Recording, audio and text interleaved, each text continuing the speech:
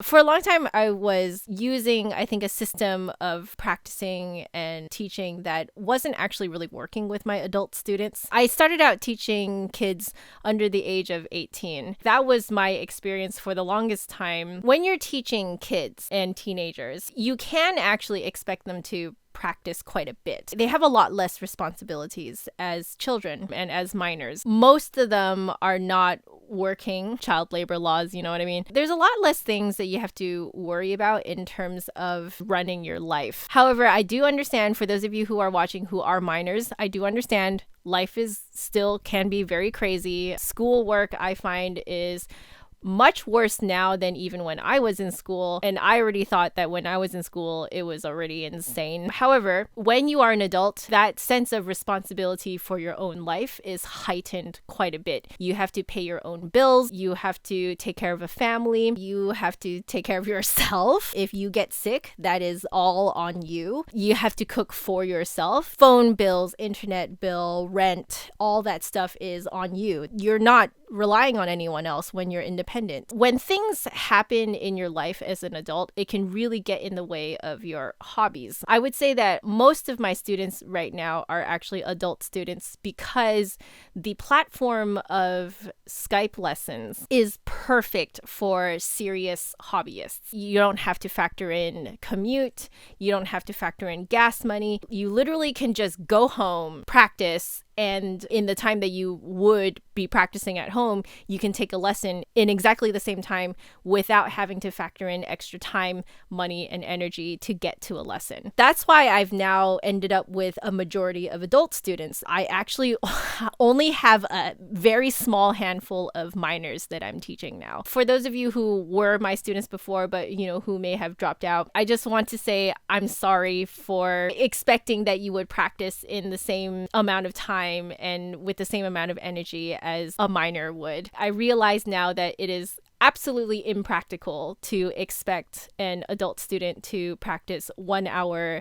a day. You know what? The reality is that you can't do that. It's kind of like what I'm going through right now with my name change. I actually literally don't have the time to practice right now because if I'm not working at home, then I am out running errands. It's just insane. You have to go to these government agencies. You're lining up. You're just waiting around. You have to make sure you have all your documents lined up. By the time you get home, you're wiped. You don't have the time and you don't have the energy to practice. So what do you do as an adult when you do want to practice? You do want to become better at what you do, but life just gets in the way. To be really frank with you guys, I wasn't practicing for the longest time as a professional. But then the whole YouTube copy strike, copyright claim apocalypse was happening. And you know how I moved my practice with me is to Twitch. That meant that I needed to set up a Twitch schedule for when I live stream my practice sessions because I'm no longer recording them. I ended up having to sit down, look at my calendar every Sunday night and actually schedule in my practice sessions. I had to put it on my website so that you guys would know when I'm live streaming and then you guys would know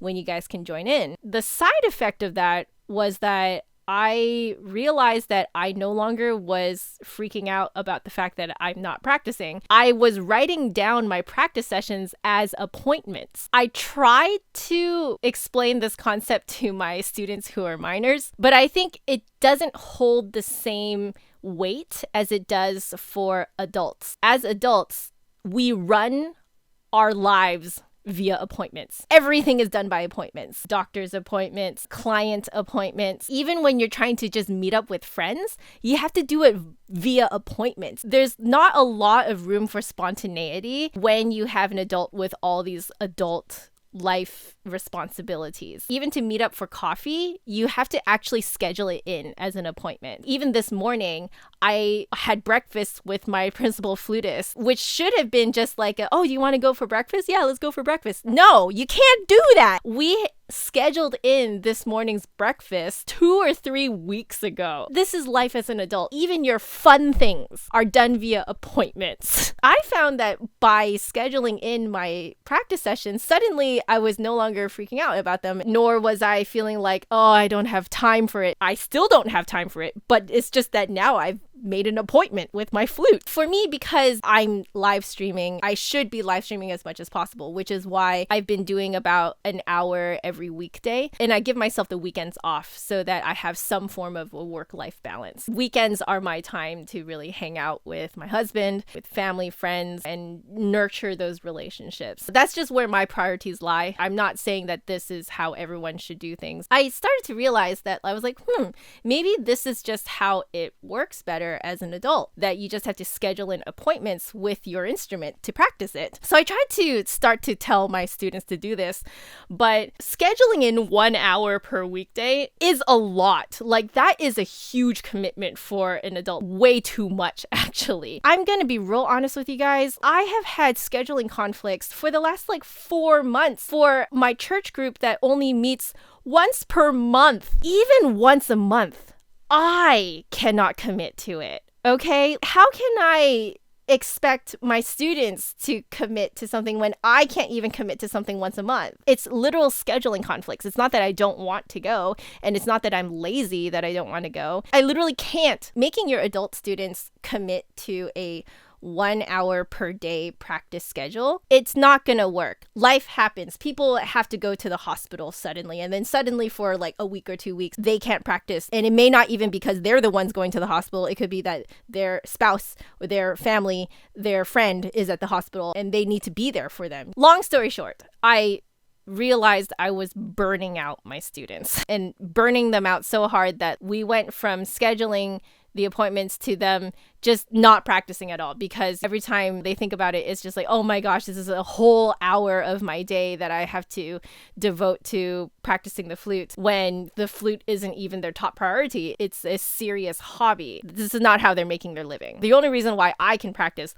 1 hour a day every weekday is because it is literally part of how I'm making my living. It's actual work for me. That's why it doesn't feel like extra work on top of my work stuff. I started to ask my students, hey, let's be realistic here. And I told them, there's no judgment here. I want to know actually how much time and energy do you have to devote to practicing the flute every week, average. And what I found was that across the board, for every single of my adult students, it's 3 sessions per week. And each session is an average of 30 minutes to 45 minutes. That's it. That's all an adult with adult life responsibilities can devote to practicing the flute every week. This is average though. So some weeks you may find that you're practicing more than others. There might be one week where you can't practice at all, whereas there's another week where you can practice 6 days a week. Now it became a lot easier, because now if you combine